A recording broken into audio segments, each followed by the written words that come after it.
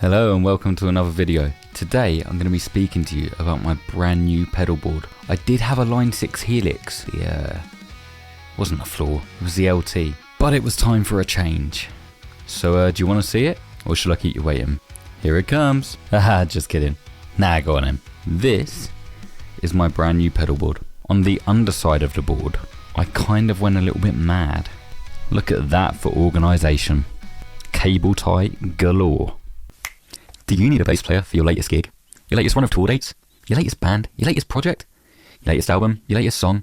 The list goes on. Well, I'm available. Feel free to find me on all the socials at ReeseWaiteMusician, or just type in ReeseWaite and I'm sure I'll crop up somewhere. Alternatively, you can email me at reesewaitemusician@gmail.com. You'll find a bunch of links down in the description below, including a link to my Patreon. I'd love for you to join my community. Speaking of community, any support you give to this channel really does go a long way, and it really is appreciated. Every like, comment and subscription helps me to bring you more content, and I'd love for you to join me on this journey. Cheers. Let's take a look at what's actually on the board. To start with, this little big baby here, the Quad Cortex. As I'm sure many of you know, this unit is an absolute beast. Not only does it model amps, you can also capture amps for that slightly more analog, more realistic feel. However, the digital modeling is still top tier. You have a whole range of effects and a selection of cabs to choose from within the unit. This essentially is an all-in-one rig in itself, without the need for a tuner press. It has a tuner in it. As you can see, we have multiple inputs and outputs, and MIDI and USB functionality. The next item on the board is a little baby. The Hotone Hot One tuner press. Not only is this pedal a tuner, it's also a volume pedal, an expression pedal, a wah pedal, and just gives me so many other options to utilize alongside the Quad Cortex. It has a couple of different tuner modes and also gives me an option to have an always on tuner, which is just very handy, saves me having to do that long press on the tuner button on the Quad Cortex. Next up, we have the power supply, which is the Walrus Audio Canvas Power HP. This thing is an absolute gem of a find. I was trying to think of the right word there. It's so small, but it's so powerful. One input can power the Quad Cortex alone. I'm not sure if you can see, but there is a flickable switch. This switch allows for a 12 volt 3 amp connection or a 9 volt 3 amp connection. Just alongside this are 3 additional 9 volt connections. This makes for a very versatile power supply. Now, alongside the Walrus Audio Canvas Power HP, I did opt in for the option of having the IEC module. Voila, as you can see, an on and off switch just saves the Quad Cortex from just powering on as soon as you plug it into a power supply. Personally, I just like to have the option to turn it on and off when I please. I'm thinking about potentially getting the 4-way jack pass-through and the XLR pass-throughs as well, just to go in the little side modules here and on the other side, just to give me a little bit more flexibility and ease of use, I guess. I did also nerd out a little bit and order myself the LED light strip. It just runs along the underside of the board there, and when this thing is turned on, it's so bright and it creates such like an ambient effect. It's great. Personally, I love it. You'll see it a bit later on in the video. And of course, how could I forget the board itself? The board itself is a Temple Audio Solo 18. This thing, honestly, is an absolute game changer for me. I used to obviously carry the Helix LT around, and the Helix LT is pretty chunky, and also pretty heavy as well. I had this like big, like soft case that I used to carry it in, and it just took up so much space and it was so heavy, and yeah, it just wasn't always the most fun thing to carry around to and from gigs. I now have this Temple audio board. Oh, the wedding ring made a really loud noise there. So yeah, anyway, I now have this Temple Audio Solo 18 board with the fittings, and yeah, it was pretty easy to put together. Took me a little while just to figure out sort of where to run certain cables, just to make sure everything fit on the underside of the board nicely, and also connected through the board into the inputs and outputs correctly.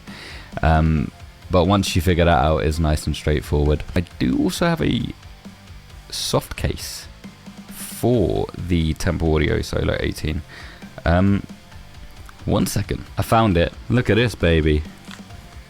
It's lovely, lovely, padded, protected, keeps your pedal board and all your goodies safe. I wouldn't recommend throwing it in the back of a van, but if you place it nicely and make sure nothing's going to fall on top of it, you'll probably be alright. But yeah, how did I go about putting the board together?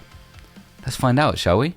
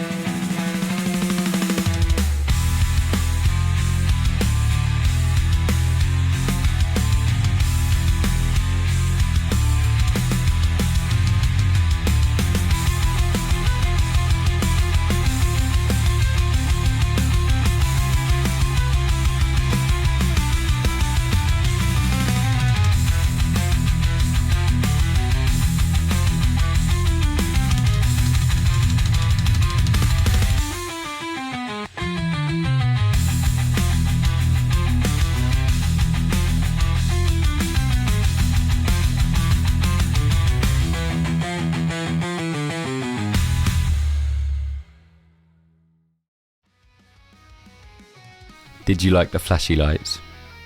I thought so. So yeah, for me personally, I love this board. To be honest, I can see myself having this board for a long time.